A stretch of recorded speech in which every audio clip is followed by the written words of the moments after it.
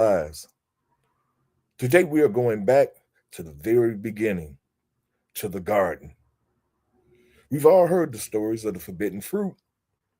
We've been told for centuries that it was an apple. But if we look at the text, the word apple is nowhere to be found. Today we're challenging that Sunday school imaginary. We're exploring a deeper, more carnal interpretation of the fall of man. What really was the fall of man? The eating of the fruit that man was given freedom to do so by God, or was it something else? What if the forbidden fruit wasn't something hanging from a tree branch, but an act of intimacy? What if the fruit was the introduction of oral sex, the eating of a pleasure that was meant to be sacred? But because the tools of the serpent, Eve was tricked. We'll get into that a little later too. So let's get into the mix, y'all. Let's jump right in and talk about this forbidden fruit. We've all been told about it, but I don't think we really understand or know what it really is about. Now, here's the facts. The original text never identifies the fruit as an apple. It just says forbidden fruit. We don't know where this apple thing came from, but that's what we've been fed for centuries, that it was an apple. It was specifically from the tree of the knowledge of good and evil. Now, let's get into this tree thing for a minute. Because, you know, trees don't have knowledge of good and evil. Trees, you know, well, this is just my thoughts. And this is what I'm thinking about this. That this tree had to be something other than an actual tree in a garden, you know. And I started to think there's another interpretation of trees. We all have them. It's called a family tree, y'all. And love is at the roots of the family tree. You know, it's just amazing how I never made this connection before. But when I did make the connection, things started opening up and everything in the scripture started being more clear in Genesis when it was talking about this tree of good and evil and the tree of life and all of this, you know. Because now, if you really think about it, if the trees that we are referring to weren't actual trees, but they were people, because you know a family tree aren't made up of actual trees in the park and things like that. It's people, and the branches are the people, and the fruit that they bear are the children. The roots are the matriarch and the patriarch of the family. That's the root of the family tree. And everything springs from that. Their children, and then their grandchildren, and their great grandchildren, and everything sprouts out from there, dealing with this tree. Now, when we strip away the literal bark and leaves and look at what a tree actually does, the parallels to the female form and the divine female becomes impossible to ignore. If you really look at it, the tree of life, the woman, the matriarch, and her female children, grandchildren, and great grandchildren are trees of life. They bear fruit. I mean, this makes sense, doesn't it? Now, here's why, again, the tree of life is feminine in its symbolic nature. At its core, a tree is a life sustaining vessel. It takes a seed, buries it in the dark, fertile earth, the womb, nourishes it, and eventually pushes out fruit to feed the world, right? This is a direct biological mirror of the female womb. While the Garden of Eden was filled with trees, now what is that really saying? If there was a whole lot of trees in there, what is it really saying? There was a whole lot of people there. It wasn't just Adam and Eve. Okay? A whole lot of people, a whole lot of trees, right? And they say these trees were pleasant to the sight and good for food.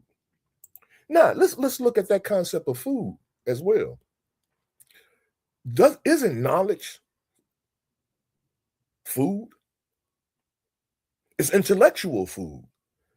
It's food that you eat in order to become more wise, more intellectual, more knowledgeable. That's why they call the knowledge of good knowledge good for food, right? As well as the tree of life. The tree of life was good for food too, right? The forbidden fruit came from one specific source. In the book of Genesis 2:17, it states that this was the only tree God explicitly commanded Adam not to eat from, warning. Now, wait a minute. He didn't say Adam and Eve. He said that God explicitly warned Adam not to eat from this tree, warning that doing so would result in mortality, meaning death, right? So Eve didn't receive this warning. It was given to Adam. Let's continue. So it says the excuse me, the immediate result of eating this fruit was the awareness of nakedness. Now, as soon as they ate this so-called apple, all of a sudden they were aware of the fact that they were naked, right? According to Genesis 3:7, the very first thing that happened after the fruit was consumed wasn't physical death, but a sudden psychological shift. The eyes of them both were open and they knew they were naked. Now, I eat apples all the damn time, y'all. Come on now. Eating a damn apple don't correspond with your genitalia. This immediate shift to physical shame and the desire to cover their bodies is the primary reason the story has sparked so many sexual interpretations throughout history. Now, the serpent beguiling Eve or tricking Eve, that's what beguiling means. In Genesis 3:13, it says, and the woman said, the serpent beguiled me, tricked me, and I did eat. Now, what does that really mean? If we explore the word beguiled in the original text, many scholars and esoteric traditions suggest this wasn't just a logical trick, but a seduction. The serpent didn't just offer a snack to Eve. This serpent offered an experience. He introduced a sexual awakening or a specific type of carnal desire that went beyond the natural order God had established for Adam and Eve. Now, let's get into this eating thing. They ate this forbidden fruit, right?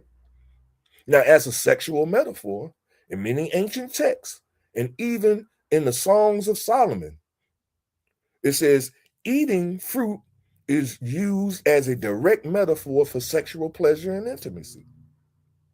Now, I ain't gonna just use my word because I know y'all like receipts. So let's go to the scripture. The Songs of Solomon, you can look this up. 4 and 16, verse 4 and 16. And it reads, awake, O north wind, and cometh thou south, blow upon my garden, that the spices thereof may flow out. Let my beloved come into his garden and eat his pleasure or pleasant fruit. Now, this is a Bible, the Psalms, and it's talking about coming into the garden eating of the fruit. Now, you ain't got to be a rocket scientist to understand what that's saying now. Now, I got some more receipts now. The Songs of Solomon, is it's a highly erotic poem celebrating physical love. In this passage, the woman refers to her own body as a garden and invites her lover and enter it and eat his pleasant fruit. Now, biblical scholars usually recognize this as a metaphor for the communion of their marriage and the enjoyment of sexual intimacy. Now, if you all don't know, I mean, I didn't know what the hell a metaphor was. So I looked it up, and it says a metaphor is a figure of speech that directly compares two seemingly unrelated things by stating that one thing is another. So these are two separately related, unrelated things. Speaking of the garden and the sexual genitalia of a female. Two separately things, but they're being spoken of as one here because now even again I got more receipts in Psalms of Solomon, chapter 2, verse 3. It reads, check this out. As the apple tree among the trees of the woods, so is my beloved among the sons. I sat down under his shadow with great delight, and his fruit was sweet to my taste. Now, here's the female speaking of describing her physical and emotional pleasure with her lover. The act of sitting under his shadow, that means he was standing over her, she was sitting under him, and finding this fruit sweet to her taste is a poetic description of oral sex. The physical sensation of tasting sweet fruit is used to describe the sensory experience of her partner. So here we are again. Now, mind you, now I got one more receipt, but mind you, this would explain why they started covering themselves up. It wouldn't be because they ate no damn apple. Now, how they say it, make it make sense. Here's the last one, Proverbs 30 and 20, verse 20. Such is the way of the adulterous woman. She eateth and wipeth her mouth and saith, I have done nothing, I have done no wickedness. This is perhaps the most direct use of eating to describe an illicit sexual act. The writer of Proverbs used the imaginary of eating a meal and wiping one's mouth as a direct euphemism for a woman committing adultery. Now, an adulterous woman, when you don't speak of a woman being an adulterer if she's sitting down eating dinner. And let's just keep it real.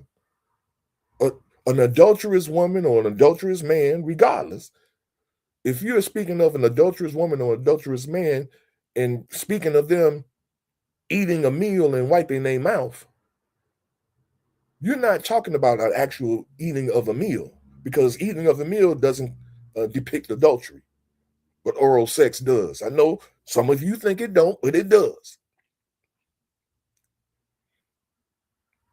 She engages in a sexual act. She eats, cleans up the evidence, wipes her mouth, and denies any wrongdoing.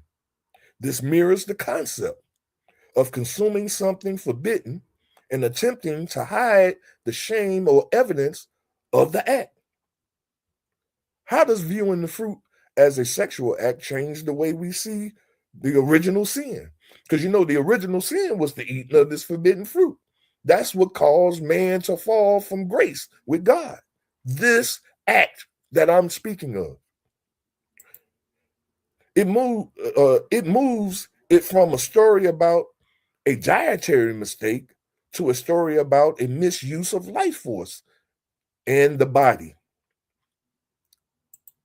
Genesis says that immediately after they ate, they realized they were naked and felt shame.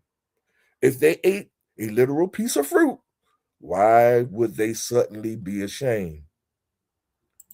We're gonna go a little bit over, y'all, because this is intense. I'm telling you. Why would they feel ashamed? They suddenly would be ashamed and begin to hide their genitalia. Excuse me. If the fruit was a sexual act, especially one that was out of alignment, the immediate focus of covering their nakedness makes much more logical sense, doesn't it?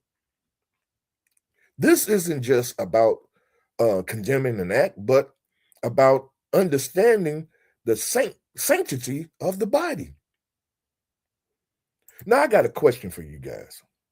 Are we eating from the tree of life, or are we still being tricked by the fruit of temptation and pleasure that leaves us feeling exposed and disconnected? We probably don't feel exposed and disconnected today. Today, we be like, my man, or that's my girl, we happy than a mug. But is God happy with that? And some of us go to church and we think we God-fearing men and women, and God is all the way against that. Why isn't that being preached? Why ain't we hearing that in the pulpit on Sunday? It's a lot to chew on, I know, and no pun intended. But when we look at the forbidden fruit through the lens of our actions rather than just our food, the Bible starts to read a lot differently. Especially when we look at these trees, talking about the tree of life and all of that. And then if we really look at this serpent that they were talking about in the Bible, we know serpents don't talk, but I know everybody want to say, well, God, in God, if anything is possible. Snakes probably used to talk back in the day. No, this is a sign. It's a metaphor. Snake is not an actual snake. It's the personality of a nigga, a snake-like nigga. I hate to say it like that, but I think we understand what I'm saying when I say that. When you say a snake came up to Eve, we're talking about a Negro with a snake-like mentality. It becomes, when we look at this thing, it becomes a manual for the soul and the body. Think about it.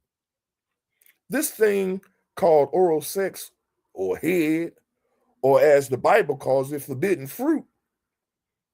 If the Creator forbids us from doing this and then tells us that if we partake in it, our lives will be shortened, what other than carnal desire and pleasure would be our excuse for doing this?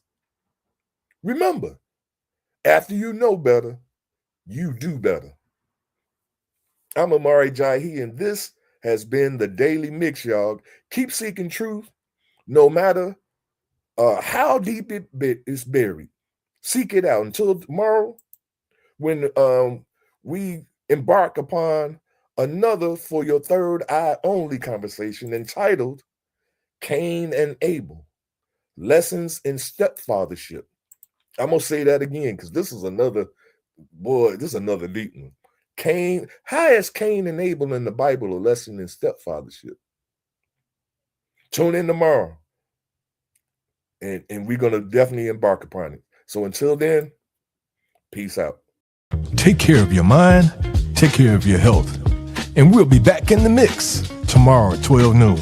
Till then, peace out.